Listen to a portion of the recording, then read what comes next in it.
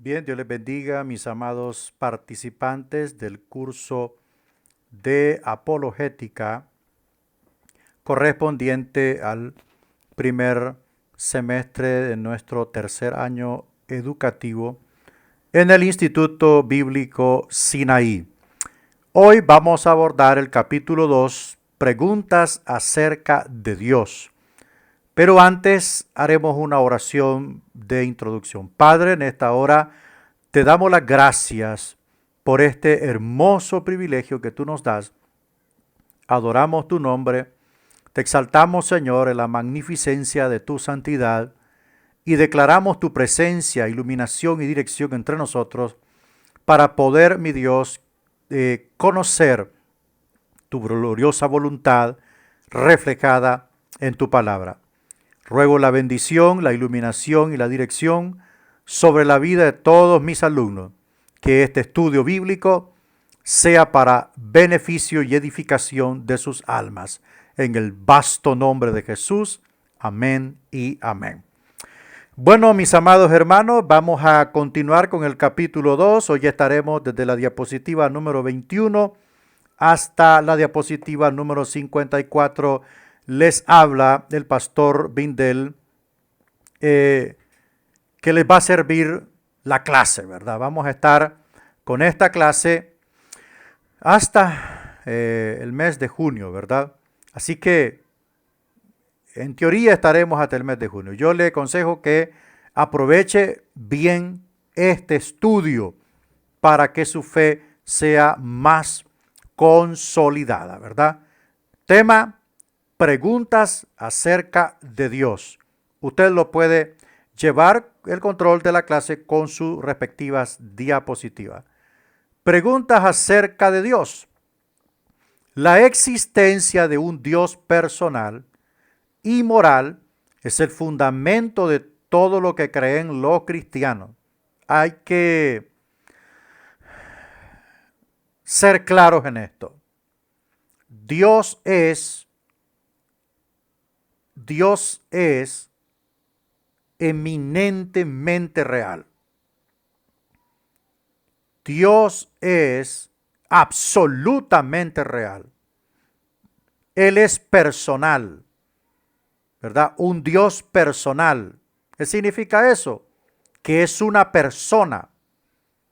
Obviamente, si entramos en detalles con respecto a la persona de Dios, la Biblia nos dice que Él es espíritu, pero es persona. ¿Por qué? Porque tiene una identidad. La persona habla, siente, decide, dirige, controla, actúa, se manifiesta, se revela, ¿verdad? A los que Él quiere revelarse. Y en fin, tiene todas las atribuciones de una persona. Llora, se goza, se entristece, se ríe. Oh, sí, Dios se ríe. Se enfurece. Tiene misericordia. Tiene voluntad propia, ¿verdad? Y así pues no tendríamos suficiente tiempo para enumerar todas estas características de la identidad de Dios. Entonces, repito, Dios es absolutamente real, pero al mismo tiempo de ser espíritu. No me pregunte por qué es espíritu, eso pregúnteselo a Él un día que esté cara a cara. Dios es espíritu, pero también es una bella persona. Es una bella persona. Dios es perfecto en amor. Es infinito en amor. Nadie puede explicar el amor de Dios. Pero también es fuego que arde. Y también uno de sus atributos poderosos es que tiene moral. Dios tiene moral. Nadie es más moral que Dios. Es perfectamente moral. No admite ningún vestigio del pecado. no puede entrar en comunión con el pecado. Su moralidad es perfecta. Su santidad aún más. Es tan perfecta la santidad de Dios. Es tan pura la santidad de Dios que nos puede matar. Entonces, Dios es un Dios personal que habla, piensa, dirige, enseña, actúa. Y también es un ser moral. Entonces, en base a esto limitado que conocemos de Él, es el fundamento de todo lo que creemos los cristianos. Es la base de nuestra fe. Es la plataforma donde estamos parados. Cuando nosotros decimos, mi Dios es santo, estamos reconociendo un atributo poderoso de Dios. Y al mismo tiempo nos estamos identificando con su personalidad, y esa autoidentificación con Él nos vuelve responsables de que no podemos estar en pecado y al mismo tiempo decir que estamos con un Dios santo. Para que esa comunión tenga la aprobación, tenemos que vivir en santidad. Eso es algo que nos demanda un Dios moral, un Dios santo. Si no hay un Dios moral, no hay un ser moral contra quien pecar. Ese es uno de los eslogans de los ateístas, ¿verdad? Como no hay Dios para ellos, entonces no hay un Dios moral. Por lo tanto, no pecamos contra nadie. Entonces le dan rienda suelta a su vida. Y por ende, no se necesita salvación porque desde ese punto de vista ateísta, ¿verdad? No se le rinde cuentas a nadie, entonces no se peca contra nadie, por lo tanto no hay condena. No se ocupa salvación. Pero sabemos que la Biblia dice que por cuanto todos pecaron y están destituidos de la gloria de Dios, porque alma que pecare, de cierto morirá. Y la Biblia dice que ante el trono blanco desapareció el cielo, la tierra y el mar, y no se halló espacio para ellos. Y todos los muertos, grandes y pequeños, salieron de sus depósitos. Y el Apocalipsis hace una especificación allí que el Hades entregó unos, el mar entregó otros, etcétera, etcétera. Y se presentaron ante Dios, y todo aquel que no fue hallado inscrito en el libro de la vida fue lanzado al lago de fuego que arde con azufre por la eternidad. Entonces, este argumento ateísta es refutado con aquel texto del libro de Hebreos que dice, porque está establecido para el hombre morir una sola vez, y después de esto el juicio. ¿Ante quién? Ante el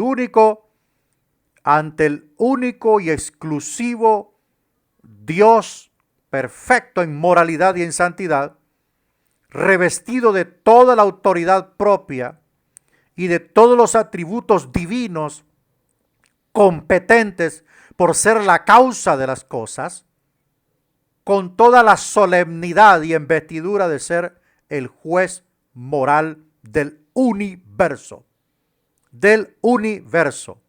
completamente. Ahora, por lo tanto, la primera pregunta a tratar es la preevangelización. En la preevangelización es, ¿existe Dios? Siempre se plantea esta pregunta, y obviamente los hijos de Dios tenemos que estar preparados. Tenemos que estar preparados porque hay cristianos que no pueden responder a esta pregunta. Entonces debemos de estar preparados. La segunda está muy relacionada con lo anterior. Si existe, ¿qué clase de Dios es? Es un Dios moral. Es un Dios personal. Es un Dios que ama, pero que también odia el pecado. Que conste odia el pecado, pero ama al pecador. En este capítulo contestamos ambas preguntas. En el 3 revisaremos las cuestiones referentes a otros dioses. ¿Existe Dios? Argumentos a favor de la existencia de Dios. Tradicionalmente se usan 4 argumentos básicos para probar la existencia de Dios. El primero es el cosmológico, el segundo es el teleológico, el tercero es el axiológico y el cuarto es el ontológico. Vocablos técnicos que definimos así, que definimos de esta siguiente manera. Argumento a partir de la creación. Cosmos en griego significa todo lo creado. Entonces, el cosmos aparece a partir de un Dios vasto, de un Dios poderoso, de un Dios con la capacidad de llamar las cosas de la no existencia a la existencia. Cuando Dios crea, según el libro de Génesis, los cielos de los cielos, estaba hablando que en ese mismo punto del tiempo aparece el orden en el universo y en la tierra. Ahora, tratar de profundizar en este argumento teológico implicaría estudiar a profundidad en uno de los niveles más altos, llámese una licenciatura, llámese una maestría o un doctorado, para tratar de abarcar profundamente el argumento cosmológico. Lo que podemos referirnos es lo que dice la Biblia, que Dios creó la lumbrera mayor, Dios creó la lumbrera menor, la lumbrera mayor para que señalara el día y la lumbrera menor para que señalara la noche. Dios crea, podemos decirlo así, el átomo. Dios crea en su primer inicio, cuando vemos el texto de Génesis, que dice que hace un enfoque, hace una mención del trasfondo histórico de lo que era la tierra en ese momento. Era un caos, pero el texto dice que el Espíritu de Dios se movía. Pero cuando vamos nosotros a consultar la Biblia del oso, nos encontramos que el texto dice el Espíritu de Dios se cernía. O en otras palabras, el Espíritu de Dios vibraba. Vibraba sobre la faz de las aguas, porque todo era agua. Entonces, ese argumento o esa acción de vibrar o esa acción de moverse es que estaba haciendo algo el Espíritu Santo. Primero estaba ministrando todo el globo terráqueo, todo lo que era el planeta, y preparando el camino o la atmósfera o el ambiente para que cuando el Creador, porque ahí es un atributo ya de Dios, eso no es negociable, es un atributo de Dios, para que cuando el Creador pronunciase la primer palabra para llamar de la no existencia a la existencia, lo que iba a hacer ya estuviese preparado el camino. Pero si hacemos un poco de analogía razonable, de análisis razonable, nos daremos cuenta desde el punto de vista de la rotación y la traslación, nos daremos cuenta de que antes que todo esto ocurriera, que Dios empezase a construir el planeta con toda su belleza, primero Dios crea el eje giratorio de la Tierra. Era imposible que Dios pusiese a los seres vivos dentro de un planeta inerte. Obviamente con la creación del eje gravitacional de la Tierra, y empezase a girar la tierra, también el Señor hace la ruta de traslación de la tierra alrededor del sol. Pero lo más fundamental, lo más indispensable era que la tierra estuviese girando sobre su eje. Ahora bien, con la tierra girando sobre su eje gravitacional, Dios comienza a llamar la luz, Dios comienza a separar las aguas de lo que era tierra, a la tierra, a lo seco llamó tierra y a las aguas llamó mares. Y después el Señor levanta de la faz de las aguas la expansión, y la palabra expansión es cielo. Entonces esa expansión, esa nubosidad y todo eso que estaba allí, Dios lo separa y lo eleva de tal manera que se convierte en la atmósfera de la Tierra, que una capa protectora del planeta, con todos sus componentes, ¿verdad? Usted sabe bien, si no investigue en Google, todos los componentes de la atmósfera, la estratosfera, todo eso, ¿verdad? Entonces, a la expansión llamó cielos, ¿verdad? Y eso automáticamente permite la creación del oxígeno. Permite la creación del oxígeno. Entonces, por lo tanto, cuando el Dios creador separa esto, la tierra está girando y esa giración, ese principio de girar ya tiene un sentido y aparece el oxígeno. Cuando Dios crea los árboles necesitaban oxígeno, ¿verdad? Necesitaban oxígeno porque los árboles respiran por unos hoyitos en las hojas que se llaman esporas. Esos hoyitos les sirven, ¿verdad? Creo que se llaman esporas. Si no, pues usted sabe más que yo. Si usted puede, pues me escribe. Pero ellos tienen unos hoyitos microscópicos, las hojas, donde respiran. Y ese oxígeno lo trasladan a los árboles. Bueno, entonces, para que usted tenga un criterio amplio del argumento cosmológico, que prueba la existencia de Dios, que no es un Dios limitado, que no es un Dios finito, que es un Dios infinito. Entonces, usted se da cuenta de que nuestro Dios o el Dios de la Biblia es poderoso.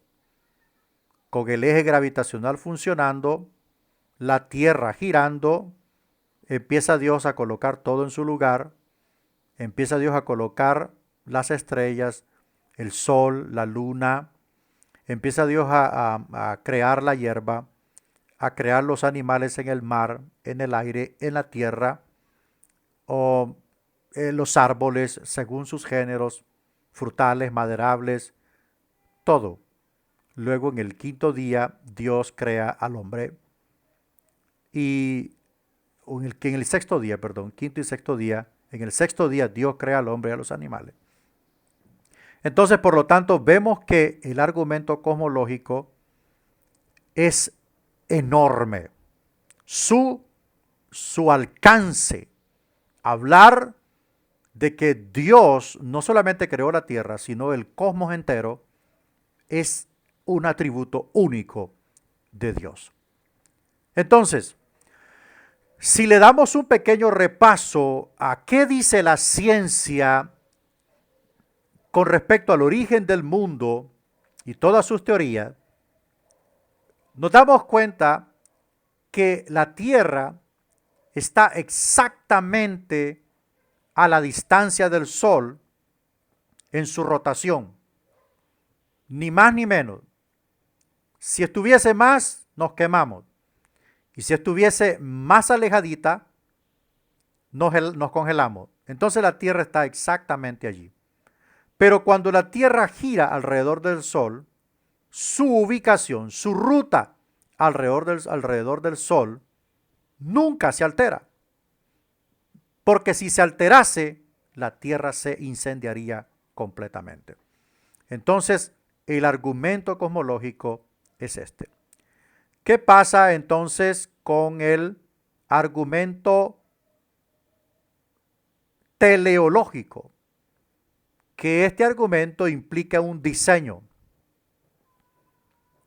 El diseño de una mente totalmente perfecta, poderosa, infinita, vasta,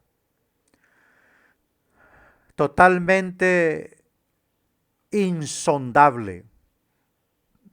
Una mente que lo considera todo al mismo tiempo, sin cansarse, sin debilitarse, sin equivocarse, sin entorpecerse.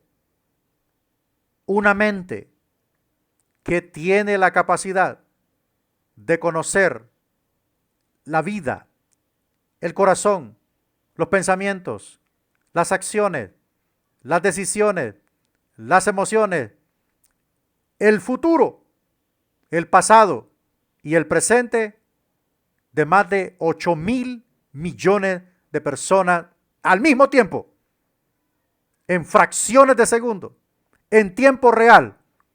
Dios está viendo el destino y todo lo que el hombre es y será y fue en presente. Ese es Dios. Por tanto, deducimos, sin temor a equivocarnos, que una mente tan poderosa como la de nuestro Dios diseñó el universo, la vida del hombre, el sistema, si hablamos del hombre, el sistema neuronal del cerebro, las neuronas cómo están conectadas, el hemisferio derecho y el hemisferio izquierdo, todas las partes del cerebro controlan una fracción del cuerpo.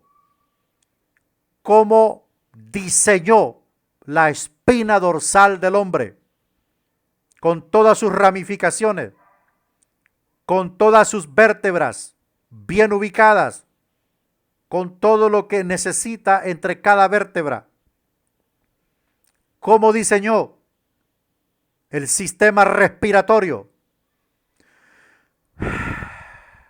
el sistema circulatorio, cómo diseñó el corazón del hombre. Todas y cada una de las partes del ser humano fueron diseñadas por una mente poderosa, infinita, divina, la mente de Dios. Todo lo que está en el hombre es obra y parte de un diseño. ¿Cómo diseñó los animales? Hay animales que tienen 2 estómagos. Hay animales que tienen 2 corazones. ¿Cómo diseñó la hormiga? Dice Salomón, la hormiga no tiene rey. La hormiga no tiene capitán. ¿Quién le enseñó a la hormiga cuando viene la tormenta? ¿Quién le enseñó a un pájaro a construir su nido de una forma geométrica? Tiene geometría, tiene álgebra, tiene cálculo, tiene 3D, tiene todo el nido de un pájaro. ¿Quién le enseñó a las aves a cazar? ¿Quién le enseñó? Esto solamente en el diseño poderoso de Dios. Dijo, bueno, este es el diseño de los loros. ¡Pum! Aparecieron los loros. Este es el diseño de las águilas. Están las águilas. Estos son los diseños de las ballenas. Las ballenas. hay un tiburón en lo profundo del mar que tiene la capacidad de dormir vertical. Y este tiburón, una parte de su cerebro está dormida, pero la otra parte lo hace que emerja para tomar aire y volverse a hundir para seguir durmiendo. Esto es solamente el diseño de Dios. Este es el argumento teleológico. Si nosotros le damos un detalle de todos los componentes y todas las partes de la tierra que implican el diseño de Dios, solamente podríamos decir, gracias Señor por tan grandioso privilegio de vivir en este planeta. Así de simple. Veamos el otro argumento.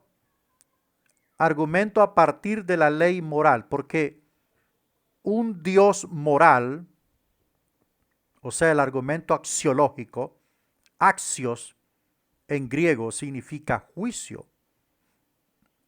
Entonces, y la palabra ontos o axiológico, el otro segundo componente etimológico de esta raíz gramatical griega, ontos significa ser.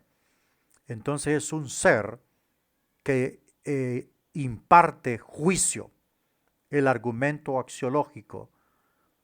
Como es un ser moral, su trato es en base a la moral. No nos perdamos en esto.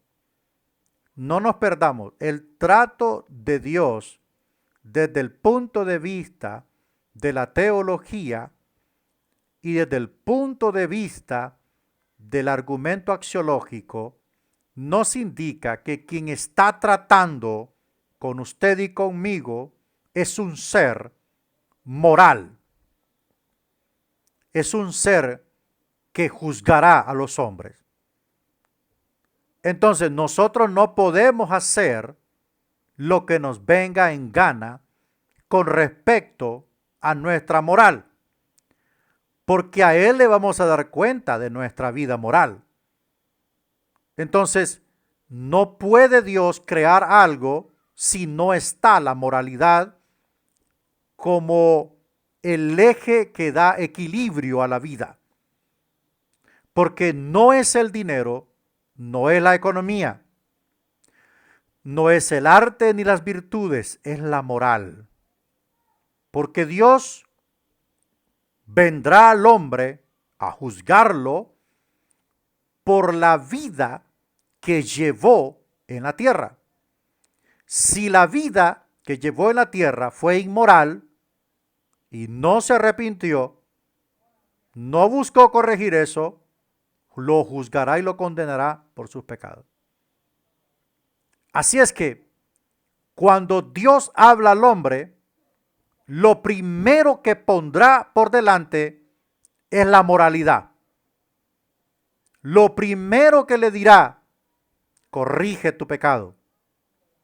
Porque no podrá entrar en trato, no podrá responderle a Dios en el pecado.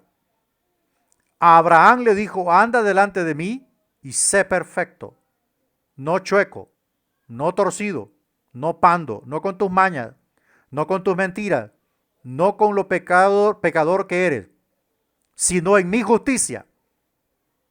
En mi justicia será justificado.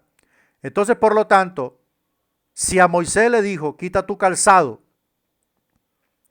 si a Josué le dijo, quita tu calzado, si a Isaías le dijo, he aquí tu pecado es limpiado, y en fin, un montón de demandas a hombres de Dios con respecto a corregir su pecado.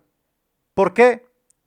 Porque su misma moralidad le exige al hombre que le responda con moralidad. Pero que conste, la única moralidad que el hombre puede presentarle a Dios es en Cristo. Fuera de Cristo, lejos de Cristo, no hay moralidad. Por lo tanto, se cumplirá el texto que dice, este pueblo de labios me adora, pero su corazón está lejos de mí. Claro que sí, como los católicos, que adoran a Dios, pero con su corazón está lejos de Dios. No pueden responderle a Dios en pecado. Le pueden responder a la religión, le pueden responder a la visión, le pueden responder a todo el engranaje de la iglesia, pero sus corazones todavía están hundidos en el pecado o son propiedad de Satanás. Entonces, no puede haber un Dios si no manifiesta su santidad, su moral, porque así es Dios, ¿verdad? Bueno, vamos avanzando. Historia del argumento a partir de la creación. Pablo dijo que todos los hombres conocen acerca de Dios. Bueno, esto ya lo hemos adelantado, el argumento a partir de la creación, ya lo profundizamos. Bueno, el universo fue causado en el principio. Este argumento afirma que el universo es limitado porque tuvo un principio y que tal principio fue originado por algo más allá del universo. Obviamente fue Dios, ya lo dijimos, ¿verdad? El universo tuvo un comienzo, lo que tiene un comienzo debe haber sido causado por otra causa, claro que sí. Nosotros somos los causables, o sea, fuimos causados, no somos la causa. La causa es Dios, que le da origen a todas las cosas. Bueno, para evitar esa conclusión, algunos dicen que el universo es eterno, que nunca tuvo comienzo. Esas son las postulaciones de los filósofos y científicos, que siempre existió y nada más, como Carl Sagan señaló. El cosmos es todo lo que es, fue alguna vez o será. Pero tenemos dos respuestas a esa objeción. La primera de ellas es que la prueba científica respalda fuertemente la idea de que el universo tuvo un comienzo. El punto de vista que casi siempre sostienen quienes proclaman que el universo es eterno, llamada teoría del estado constante, conduce a algunos a creer que el universo está produciendo constantemente átomos de hidrógeno a partir de la nada. Sería mucho más sencillo creer que Dios creó el universo a partir de la nada. Esa es en base a la Biblia, ¿ok? Pero el punto de vista de que el universo, según la teoría del estado constante, es que constantemente está produciendo átomos para que esos átomos produzcan o hagan más grande el universo. La Biblia dice que Dios lo creó y punto y final, no se está expandiendo, no se está creando más, ya se creó y punto y final. El universo necesita una causa para su existencia continua. Algo nos mantiene existiendo, eso sí es verdad, ¿verdad? Se llama sostenimiento. Algo nos mantiene existiendo precisamente ahora, en este momento, para que no desaparezcamos sin más ni más. Algo ha causado no solo que el mundo sea, sino que también continúe y conserve su existir en el presente. El mundo necesita tanto una causa originadora como una causa conservadora. Tome nota de esto. El mundo necesita una causa que lo origine y una causa que lo conserve. En cierto sentido, es la pregunta más elemental que podemos hacer. La Biblia dice en el libro de Hebreos que Él sustenta todas las cosas con la palabra de su poder. La palabra se emitió el día en que fue creado el cosmos. Esa palabra sigue latente cada día, cada hora, cada segundo, cada año, cada 100 años, cada siglo, cada milenio, por siempre. Ya la palabra se dijo. El Señor le dijo al mar, hasta aquí llegarás y todo el ímpetu de tus olas morirán aquí. Hasta ahí llegó el poder del océano. Entonces, por lo tanto, no se necesita más palabra, no se necesita más decretos, no, fue una sola palabra. Así como Dios le dijo a la mujer que pariría a sus hijos con dolor en su preñez y en su parto, fue una sola palabra, desde Eva hasta aquí, una sola palabra. Cuando Dios dijo que la tierra produjera árboles frutales, fue una sola palabra. una sola palabra. Entonces, eso se llama la acción conservadora y también al mismo tiempo creadora. O sea, la palabra tiene esas dos dimensiones, la acción de crear y la acción de conservar. ¿Ok? La acción de crear y la acción de conservar. Bueno, argumento a partir del diseño, ya lo pronunciamos, ya lo profundizamos.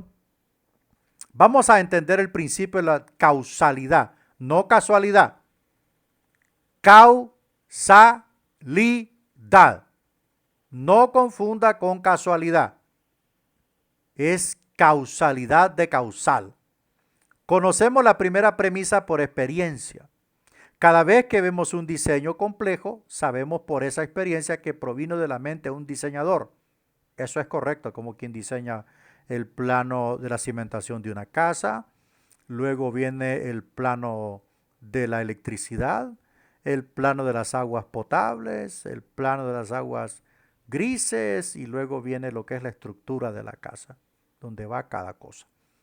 Ese es un diseño.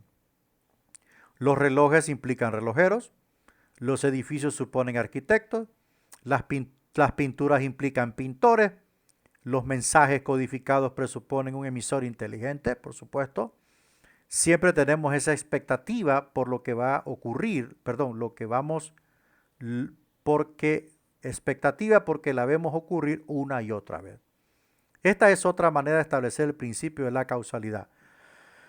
Entonces, el principio de la causalidad es aquello que origina todo. Como el pintor pinta una hermosa obra de arte, como el escultor plasma en una piedra, madera, yeso, lo que sea, una obra de arte, como un relojero construye o diseña un reloj, y como ya habíamos dicho, una casa, edificio o lo que sea, esto es originado o causado por un arquitecto o un ingeniero. Entonces, esa es la causalidad. Ahora, ¿qué pasa con la causalidad? Sintetizamos, Dios es la causa, lo que origina, y lo que origina es lo infinito. Es un ser infinito que origina y produce cosas finitas. En este sentido, nosotros somos cosas finitas, o sea, cosas limitadas, que un día ya no serán, pero que quien es la causa infinita nunca dejará de ser. Por eso es que el Santo Evangelio oferta la inmortalidad, según 1 Corintios 15, oferta la inmortalidad, pero esta oferta viene por medio de Cristo, pero quien la oferta es la causa infinita de todas las cosas, Dios, al cual le debemos honra.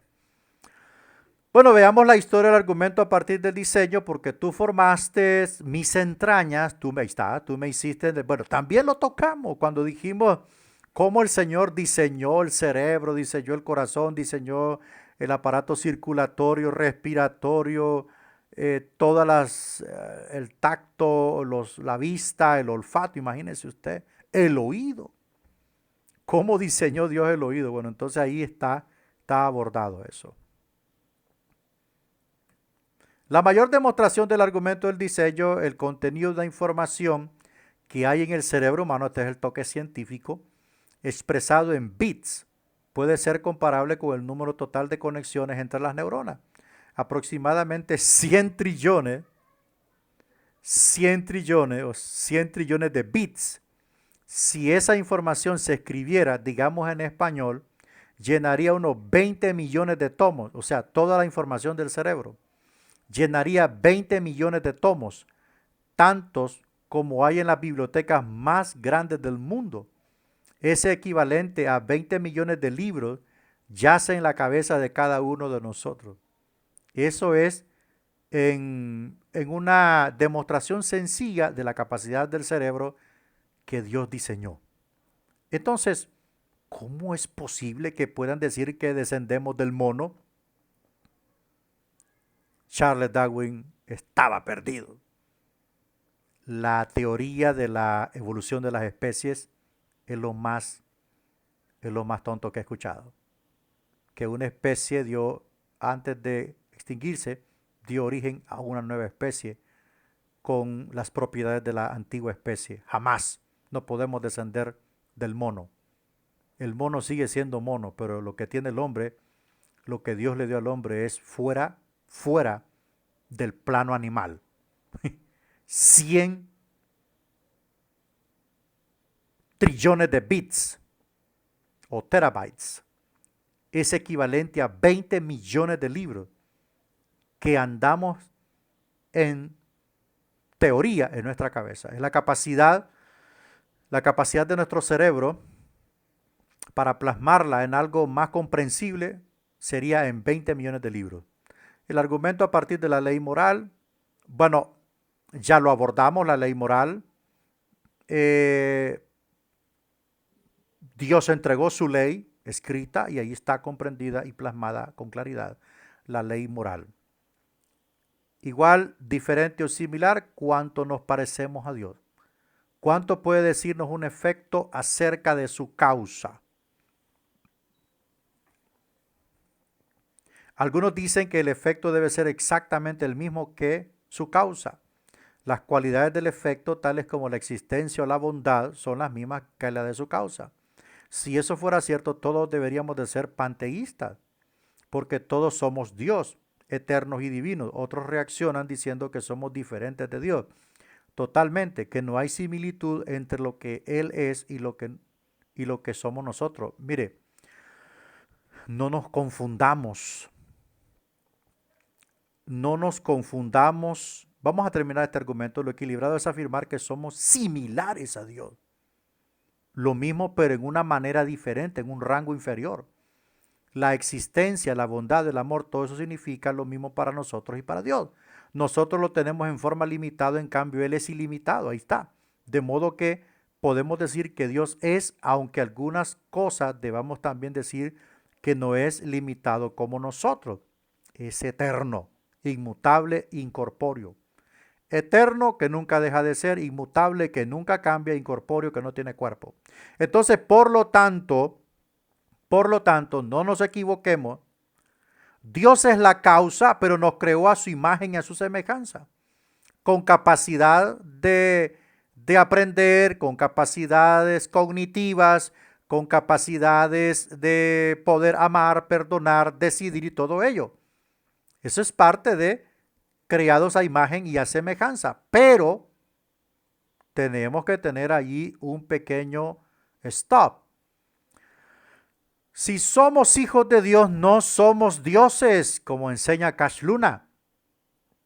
No somos dioses con D minúscula. No somos dioses, porque no tenemos la naturaleza de Dios. Somos participantes de la naturaleza de Dios en Cristo. En Cristo. Porque la naturaleza de Dios es una naturaleza infinita, perfecta, inmutable. Entonces no somos dioses, somos hijos de Dios, que es diferente. Que tenemos cualidades de Dios, sí, en algunos aspectos. Por ejemplo, en existencia, Él es inmortal. Nosotros somos mortales. En bondad, Él es perfecto en bondad. Él es bondadoso. Nosotros somos bondadosos a veces cuando nos conviene. Y con quien nos conviene. Pero Dios muestra su bondad con el borrachito. Dios muestra su bondad con el preso y Dios muestra su bondad con el rico y con el pobre. Es perfecto. En ese aspecto es perfecto. Es ilimitado. Nosotros somos limitados. Y en amor ni hablemos. Nos parecemos a Dios por la capacidad de amar, sí. Pero en amor Él es perfecto. Y nosotros, hermanos, amamos cuando nos da la gana. Nosotros amamos cuando nos da la gana, cuando vemos que es conveniente. Pero a quien no amamos, hermano, lo vemos con el rabo del ojo. A quien no lo amamos no lo podemos ver ni en pintura. Seamos honestos y sinceros. Ahí no le vamos a fingir a Dios y detengamos, hagamos la diferencia. Somos creados a imagen de Dios y semejanza, pero en amor todavía estamos a prueba. Por eso Cristo establece una condición. En esto os pareceréis, en esto serán mis discípulos, en que os améis unos a otros. Y muchas veces explicó cómo debía de ser el amor. Si tu enemigo te pide, dale. Si tu enemigo te pide llevar la carga 1 milla, ve con él 2. Si tu enemigo te pide la capa, dale la túnica. Enemigo, orad por los que os persiguen y bendecid a vuestros enemigos. Ahí explica cuál es el verdadero amor. Argumento a partir del ser. El ser, un cuarto argumento, intenta demostrar que Dios debe existir por definición. Y señala que cuando accedemos a la noción de que es Dios, la idea supone necesariamente la existencia. Hay varias formas de este argumento, pero veamos solo la idea de Dios como un ser perfecto. 1. Toda la perfección que se puede atribuir al ser más perfecto posible o concebible debe atribuírsele a él, de otro modo no sería el ser más perfecto posible. O sea, no podemos decir que Dios comete errores. No podemos decir que Dios se equivocó. No podemos decir que Dios falló en esto. No podemos decir que Dios falló en la elección de Abraham, que Dios falló en la elección de Enoc, que Dios falló en la elección de Moisés. No, hombre. No podemos decir eso porque nosotros no somos perfectos. Lo tonto de Dios es más sabio que nosotros, dijo el apóstol Pablo.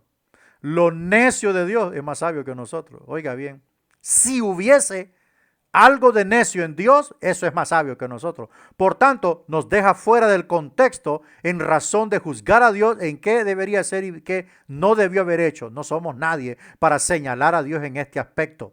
No podemos decir por qué Dios usa a fulano de tal, por qué Dios hizo esto, por qué Dios hizo lo otro, por qué Dios permitió eso. Simple y sencillamente hagamos como hizo Job. Bendigamos su nombre.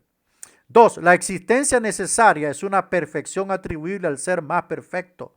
O sea, la sola existencia de Dios presupone que todo lo que nosotros vemos fue originado por un ser real, sabio y muy poderoso. Muy poderoso. Y si usted quiere conocer un poco del poder de Dios, investigue la Constitución en todos sus aspectos acerca del sol. Y usted se va a dar cuenta que con solo que dijo, haya lumbreras en el cielo, y ¡puf! No sé cómo, ahí apareció el sol en todo su esplendor. Y una pequeña explosioncita en el sol que supere los límites de la tolerancia nos puede apagar por años. Historia del argumento a partir del ser. Cuando Dios le reveló su nombre a Moshe, dijo, yo soy el que soy, dejando muy en claro que la existencia del ser es su principal atributo. O sea, le dijo ahí, yo soy el que existe. Yo soy el que existe y no hay otro fuera de mí. Para responder, la primera cuestión de la existencia necesaria significa que algo existe y no puede no existir. O sea, existe y punto y final. Nunca deja de existir. Cuando decimos esto de Dios, significa que para Él es imposible no existir. Oiga bien, es imposible no existir. Siempre ha existido. Usted no pregunte cuándo empezó, porque esa pregunta lo hace el necio. O necesita usted una preevangelización. Simplemente existe. Esta es la clase más perfecta de existencia porque no puede dejar de ser. Simple y sencillamente. El hombre, por mucha gloria que tome, algún día dejará de ser. Y Dios no puede dejar de ser. Es imposible que deje de vivir. Este argumento logra demostrar que nuestra idea de Dios debe incluir la existencia necesaria, pero no comprueba que Dios exista de modo real. Demuestra que debemos pensar en Dios como existente necesariamente, pero no prueba que exista necesariamente. Bueno, estos son argumentos teológicos. Obviamente, Dios existe porque hemos visto su evidencia y su trato personal con nosotros. Este es un error que ha confundido a mucha gente por el que uno no debe sentirse mal. Lo anterior. El problema es que solo habla de la manera en que pensamos acerca de Dios y no existe o no en realidad. Debería reformularse de esta manera. Uno, si Dios existe, lo concebimos como un ser necesario. Claro que sí. Dos, por definición, un ser necesario debe existir sin poder no existir. Es necesario. Es necesario que siempre exista Dios. Pensemos en que Dios deje de existir por un tiempo. Pensemos. Un momento apartó Dios la cobertura sobre Job y mire lo que ocurrió. Ahora pensemos por un momento que Dios deje de ser por un minuto, por 60 segundos, que Dios se apague por 60 segundos y le aseguro que en 60 segundos el universo entero se vuelve un caos. Entonces es necesario que Dios no deje de existir. Por lo tanto, si Dios existe, debe existir sin poder no existir. Así es. Debe existir sin poder no existir. Porque si deja de existir por un segundo, no le estoy hablando de minutos, ni le estoy hablando de una hora. Por un minuto, por 60 segundos, si Dios se apaga, suelta todo. Uy, hermano, es un desastre de orden cataclísmico.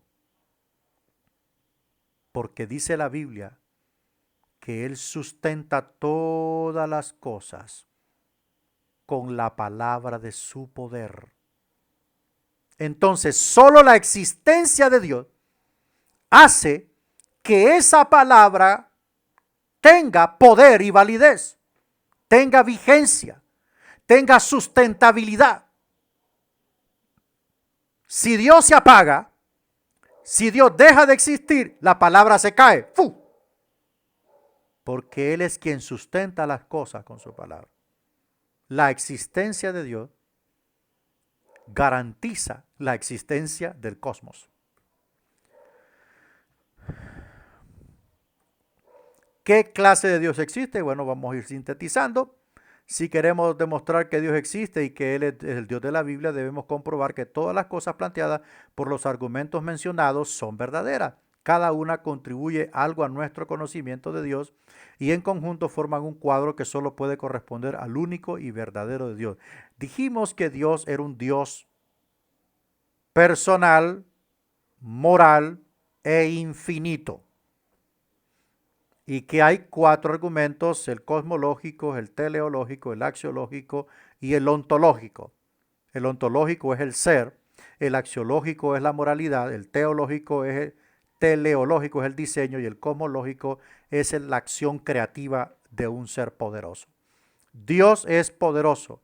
El argumento a partir de la creación prueba no solo que Dios existe, sino que tiene poder. Lo ampliamos en el primer argumento.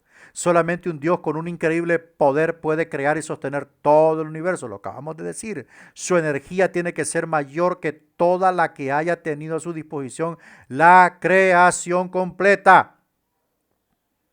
Pues Él no solo causó todas las cosas, sino que las mantiene juntas y existentes e incluso sostiene su propia existencia. Esto es más poder de lo que podemos imaginar.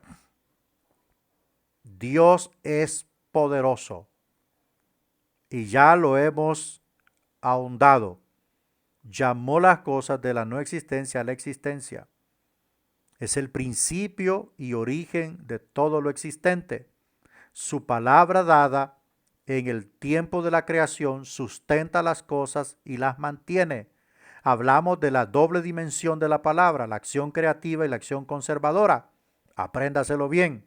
Por lo tanto, tenga fe en Dios, deposite su confianza en Él y pregunto, ¿qué es aquello que Dios no le podrá dar a partir de que Dios hizo todo el universo? Respóndaselo. Oh, Dios es inteligente, lo abundamos. Cuando dijimos que el argumento teleológico, o sea, del diseño, implicaba una mente sabia, una mente perfecta en inteligencia, es la de Dios. Entonces, por lo tanto, Dios conoce, voy a decir un pequeño ejemplo, Dios conoce todo lo de su ser, porque como dijo el salmista, tú creaste mis entrañas. Dios conoce todo, cada parte, cada centímetro, cada, cada pulgada, cada segmento de todo su cuerpo humano, Dios lo conoce. Dios es moral, lo hablamos. Dios es un ser santo. Dios es un ser santo y una creación sin la manifestación de la moralidad en sí no podía dejar de ser. Ahora, esa moral de un Dios moral abarcó a toda la creación. Toda la creación estaba sujeta a la moral de Dios. Todos tenían conocimiento del Creador. En un estado de santidad. Había comunión entre el hombre y las bestias. Había comunión entre el hombre y los reptiles.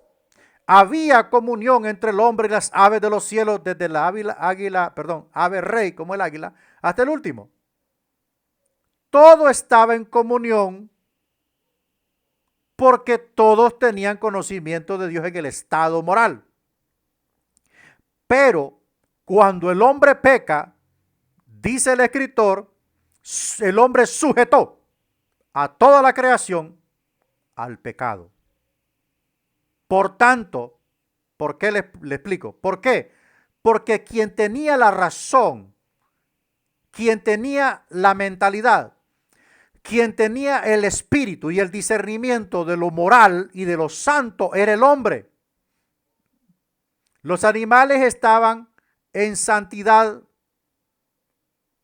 porque sus almas estaban dentro de un estado moral.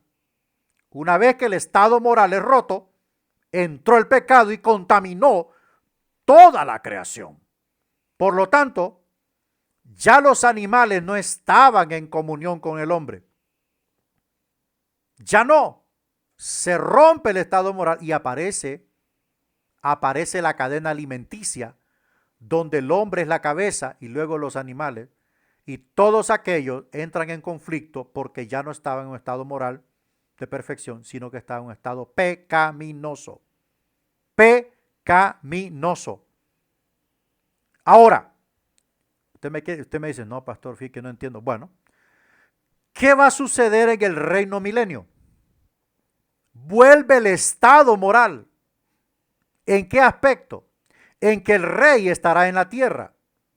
Y ese estado de comunión donde el niño pequeño jugará en el nido de la cobra, el león comerá paja junto con el buey, y todos conocerán mi santo nombre.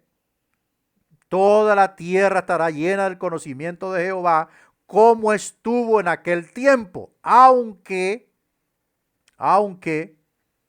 el corazón humano no esté regenerado. Pero todos conocerán el nombre de Jehová. Y ahí puede ver usted unas pequeñas descripciones en Isaías 11 acerca de cómo será el reino milenio. Ya el hombre no podrá ser perseguido por el león o por el tigre, porque todos estarán sujetos, los animales estarán sujetos al gobernante moral del universo, esto es Jesucristo. Dios es único. ¿En qué aspecto? Es todopoderoso, todo lo puede. Es omnisciente, que todo lo sabe. Es bueno, todo bueno, infinito, nunca se acaba. Es increado, no fue creado. No tiene principio ni fin de días, es inmutable, que nunca cambia. Es eterno, es el mismo por la eternidad. Y es omnipresente, está en todas partes al mismo tiempo. Es omnividente, todo lo ve. Pero ¿cuántos seres como ese puede haber? Él es una clase de único, por definición. Hay un solo Dios. Un solo Dios, es único. Ninguno se puede comparar. Ni el diablo con toda su excelsitud con la que fue creado, no tiene la capacidad. Porque él entra en la categoría de ser finito, una criatura limitada. Y Dios es un ser infinito, y muy infinito y no muy, sino que es perfecto en poder, todopoderoso, todopoderoso, todo lo puede. Puede apagar el sol con una palabra. Puede desintegrar la tierra con una palabra.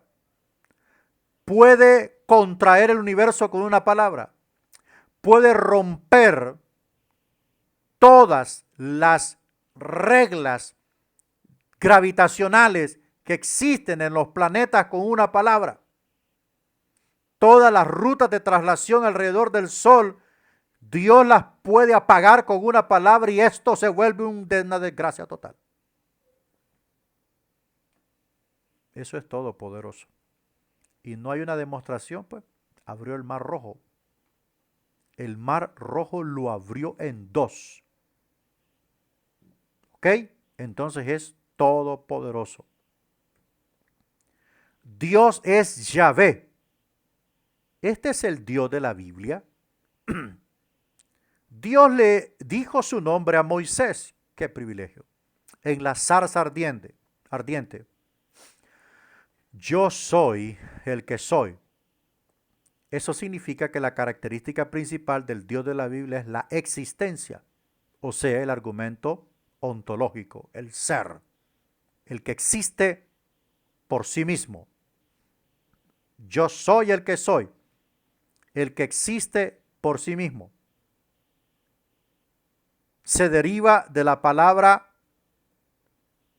Yahweh en hebreo, que es un tetragrama hebreo, que significa el que existe por sí mismo. No ocupa de nosotros para vivir. No ocupa de nada para existir. No es como Superman que se va a recargar al sol. No. Dios no nos ocupa. Existe por sí mismo. Ahora nosotros existimos porque Dios existe y lo necesitamos. Entonces sintetizamos esto. Dios es Yahweh, el que existe por sí mismo. Algunas objeciones. Si todo necesita una causa, entonces, ¿qué causó a Dios? Esa es una pregunta que siempre se plantea. Esta pregunta se plantea muy a menudo. El problema es que la gente no escucha bien lo que decimos. No dijimos que todo necesita una causa. Indicamos que todo lo que tiene un principio necesita una causa. Solo los entes finitos necesitan una causa. ¿Quiénes son los entes finitos? Somos nosotros, los seres vivos, la creación misma. Somos seres causados, producidos por una causa. ¿Ok? Por una causa incausable. Por Dios que no fue producido, porque existe por sí mismo. Por tanto, Dios no tuvo comienzo. Él es infinito y necesario. Claro que sí. Dios es la causa incausada de todas las cosas finitas. Si Él necesitara una causa, empezaríamos con una regresión infinita de causas que nunca respondería a la pregunta. Tal como son las cosas, no podemos preguntar quién causó a Dios.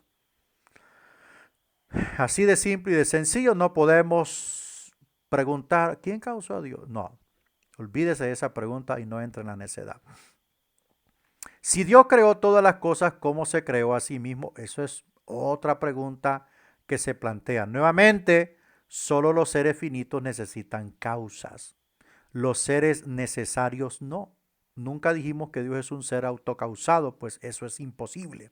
Sin embargo, podemos hacer de esta objeción un argumento en pro de Dios. Solo hay tres clases posibles de seres autocausados. Causados por otros e incausados.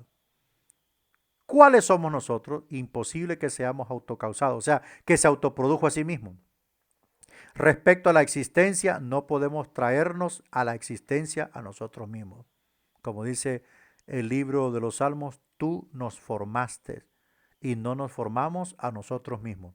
O sea, necesitábamos la causa que nos causara y no nos autocausamos a nosotros mismos. El ser incausado significa que somos seres. Ser incausado significa que somos seres infinitos, eternos, necesarios. Y no somos eso. De lo contrario, somos seres finitos, somos seres temporales y somos seres innecesarios desde el punto de vista hacia Dios. ¿Por qué? Porque si usted y yo decidimos ya no servir a Dios, simple y sencillamente, Dios da la vuelta y levanta a unos 30 mejores que nosotros. Entonces, nos convertimos en necesarios cuando obedecemos a Dios y cumplimos su voluntad. De modo que debemos ser causados por otro, y si somos causados por otro, ¿qué clase de ser es este? Repito, imposible que sea autocausado. Pues si lo fuera, bueno, no hagamos más largo el tema, Dios es la causa de nosotros. Si Dios no tiene límites, debe ser bueno y malo, existente y no existente, fuerte y débil. Cuando decimos que Dios es ilimitado, queremos decir que es ilimitado en sus perfecciones. Ahora bien, el mal no es una perfección, sino una imperfección. Bueno, vamos a detenernos un poco ahí.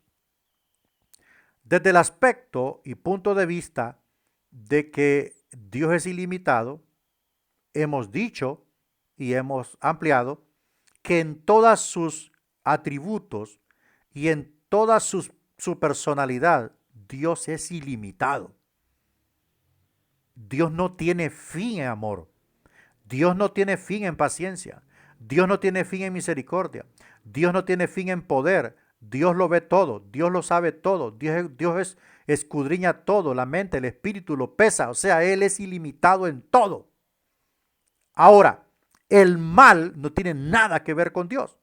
Porque Dios es un ser perfecto en moral. Ya lo dijimos. Entonces, por lo tanto, el mal es un derivado de la maldad, de lo inmoral, de lo profano.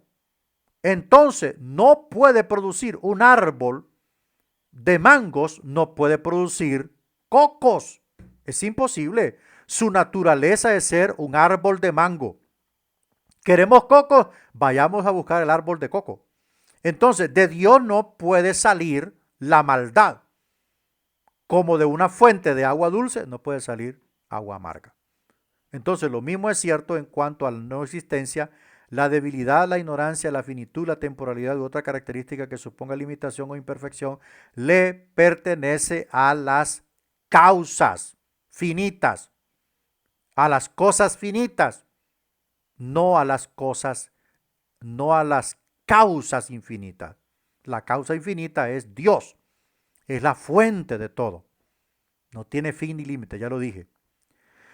Y las cosas finitas somos nosotros y todos los seres vivos porque somos temporales. Somos temporales. Espero entienda. Si Dios es eterno, ¿cuándo creó al mundo? Otra pregunta. Esto plantea una cuestión confusa. ¿Cómo seres finitos podemos imaginar un momento antes del comienzo del tiempo, aunque en realidad no hubo tal cosa, pero si hubiese existido, Dios no creó al mundo en el tiempo? Él es responsable de la creación del tiempo. No hubo tiempo antes del tiempo, solo hubo eternidad. en el principio era el verbo y el verbo estaba con Dios en el principio, o sea, en la eternidad. El tiempo comenzó a surgir. ¿Cuándo comienza a surgir el tiempo? Cuando fue la tarde y la mañana y la tarde del primer día. Ahí empezó el tiempo. Luego, la tarde y la mañana del segundo día, y vio Dios que era bueno. Ahí comenzó el tiempo. Antes de eso no había tiempo, porque no había nada que dijese luz verde para que empiecen las horas, para que se cuantifiquen los segundos, para que se cuantifiquen los días. Por eso Dios establece el sol para que alumbre X tiempo del día y establece la luna para que señalice las noches. Entonces así comenzó el tiempo a andar y obviamente el hombre midió el tiempo y creó los calendarios y el reloj y todo eso. Así de simple. Vamos a nuestra última diapositiva. Si Dios sabe todo y su conocimiento no puede cambiar, todo está predeterminado y no hay libre albedrío. Esto es falso. Saber qué harán los hombres con su libertad no es lo mismo que ordenar lo que deben hacer contra su libre elección. Dios sabe que el hombre posee libertad y por lo tanto respeta su libertad. Una cosa es saber qué es lo que va a hacer qué es lo que va a hacer Pedro o Carlos con su libertad, y otra que Dios sepa todo eso, y otra cosa es que Dios le ordene qué va a hacer esa persona con su libertad. Eso no quiere decir que Dios no lo sepa todo. Al contrario, lo sabe todo, como ya expliqué, en tiempo presente, conoce el pasado y conoce el futuro del hombre. Todo es en tiempo presente, actual, en Él. Pero por eso no puede limitar ni coartar su libre albedrío, porque Dios se lo dio. Ahora, ese libre albedrío lo vuelve responsable al hombre ante Dios. Eso sí puede hacer. Dios juzgará a los hombres por lo que hicieron con su libertad. Eso sí es claro. ¿Ok? Entonces con eso terminamos esto, ¿verdad? La próxima semana ahondaremos en el capítulo 3 y ahí vamos avanzando poco a poco, aún con muchas limitaciones porque la energía está fallando, pero vamos avanzando con todo eso. Así es que mis hermanos, estamos en contacto. Recuerde, cualquier pregunta usted la puede hacer a mi WhatsApp privado, ¿verdad? Y vaya tomando sus clases, sacando sus conclusiones, sus notas importantes que de todos los elementos que ampliamos aquí, pues no solamente leemos, sino que tratamos de ampliar el contenido de cada diapositiva. Recuerde que su proyecto de apologética es para el 5 de junio. Tiene unos meses más para trabajar. Ya debe saber su asignación y tiene su tarea o investigación especial para el 22 de mayo. Le voy a estar recordando todo esto en las clases. Por favor, sea responsable en su puntualidad y en un muy buen trabajo, ¿verdad? Que Dios le bendiga y Dios le guarde. Estamos